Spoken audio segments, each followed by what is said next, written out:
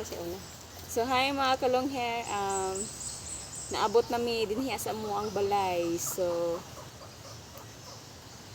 Kami, last nga magkauban nako si Kalongher sa pagsimba sa simbahan.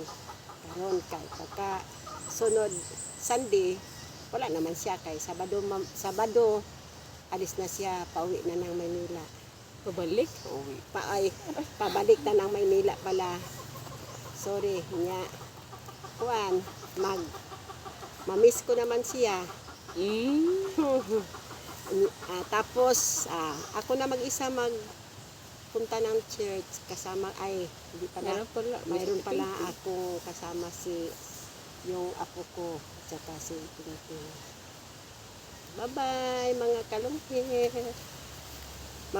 Makita naman ni Kalongher mga nanay sa Malanday Church. Sabihin mo, Hi. shout out ko sila. Shout out sa lahat na mga nanay sa Malanday Church. Kumusta kayong lahat?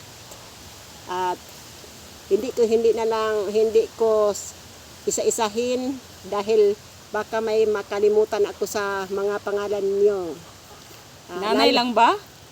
Mga nanay at mga tatay at sa mga youth, lalo na sa mga youth na lalo na yung nagbigay nito. Ang hirap ng Tagalog. Sino yung nagbigay? Lalo na yung nagbigay nito.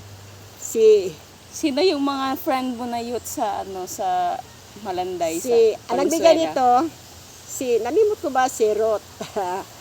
Hi! Si Rot tsaka sino ba yun? Kailangan, hindi mo malimutan. Sino ba yun? Si Rot at saka si Rebecca. At si Jerica. Hindi Si Rebecca at saka si Rot, yung magkapatid na parang kambal. So, kailangan si Jima. Hi, Jima. Sino pa? Uuwi na para si Justin. Hindi, isa pa. Si Brad Ariel na mangdadasig. Si Brad Ariel na mangdadasig sa simbahan. At saka sila pastor, si Pastora, yung maganda lang anak. Nalimutan, sino mga pangalan? Sino pa? May nakalimutan ka pa. Shout out. Lalo na si Rogie na mabait. Hindi. Isa pa. Si Rere. Hindi, may isa pa. Ano nga tapos na nga yun. Yung isa, yung ano mo, doon sa church. Basta lahat na sila. Jerica. Sinabi ko na nga si Jerica kanina. Lahat ng mga nanay, Lahat ng mga nanay, mga na to. Sige naman, babay na mga kalongher. Babay po mga kalongher. So mga kalongher, sobrang nila. So, ito na po mga kalongher. So, yan. So. Ito yung pastor ko na So.